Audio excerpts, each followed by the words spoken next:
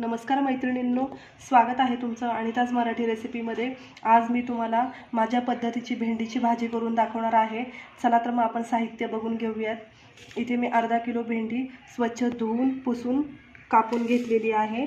इथे मी एक टोमॅटो घेतलेला आहे, थोडीशी कोथिंबीर स्वच्छ धुवून कापून घेतलेली आहे। इथे मी 8 ते 9 मिरच्या घेतलेल्या आहेत।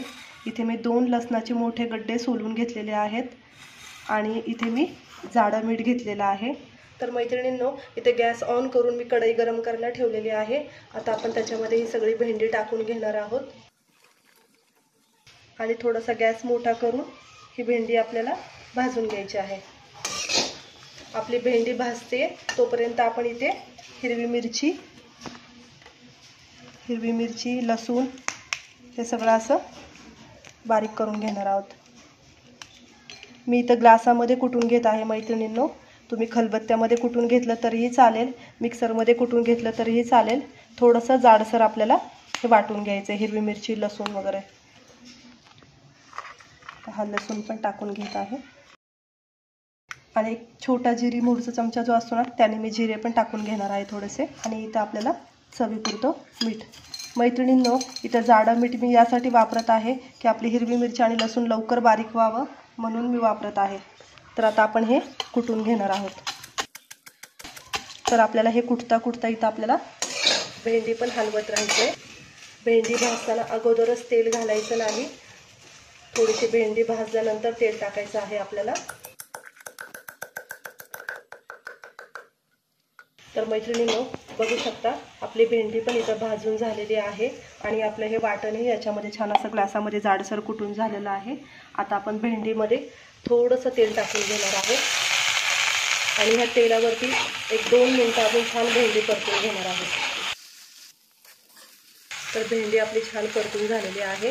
बघू शकता आपली मोकळी अशी भेंडी झालेली आहे, कुठेही जास्त चिटकत नाही आहे। आता ही भेंडी आपण अशा साईडला घेणार आहोत। आता गॅस आपल्याला मीडियम करायचा आहे। याच्यामध्ये आता आपल्याला तेल टाकायचे। आता याच्यामध्ये थोडेसे आपण हळद टाकून घेणार आहोत आणि हिरवी मिरची, लसूण वाटलेलं होतं ते आपण याच्यामध्ये टाकून घेणार आहोत। आता मी ते टोमॅटो पण कापून घेणार आहे। आता ह्या हिरवी मिरचीवरती आपल्या टोमॅटो असं कट करून टाकायचं आहे।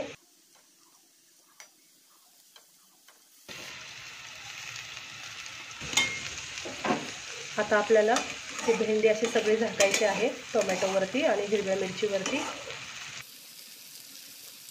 आणि गॅस अगदी लो करायचा आहे आणि आपल्याला एक झाकण ठेवून 5 मिनिटं वाफ काढायची आहे। तर मैत्रिणींनो, इथं 5 मिनिटं झालेले आहेत। आपल्याला झाकण भाजीवरती ठेवून आता आपण काढून घेणार आहोत आणि सगळी भेंडी आता आपल्याला व्यवस्थित अशी मिक्स करून घ्यायची आहे।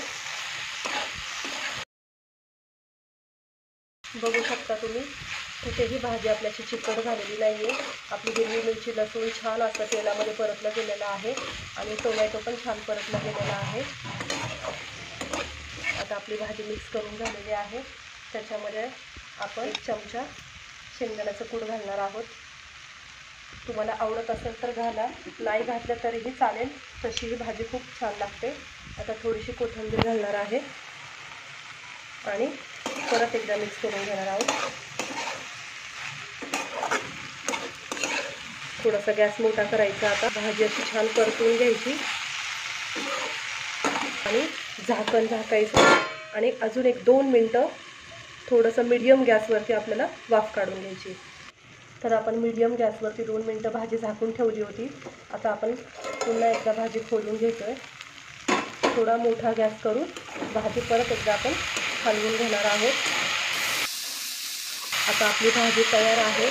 तर बघू शकता मैत्रिणींनो, अगदीच आपली भाजी सुक्की झालेली नाही आहे, थोडीशी ओलसर अशी भाजी आपली दिसत आहे, जेणेकरून आपण चपातीसोबत किंवा भाकरीसोबत भाजी खाताना घशामध्ये घास कोरडा लागू नये, त्यासाठी मी भाजी अशी नेहमी बनवते।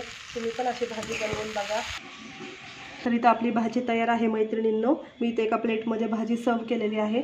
तुम्ही बघू शकता किती छान दिसते भाजी आणि चवीला पण अप्रतिम लागणार आहे। तर तुम्ही ही भाजी नक्की ट्राय करा, मला कमेंटमध्ये सांगा कशी झाली, काय झाली आहे। माझ्या व्हिडिओला लाईक करा, माझ्या चॅनलला सबस्क्राईब करा। Bye bye.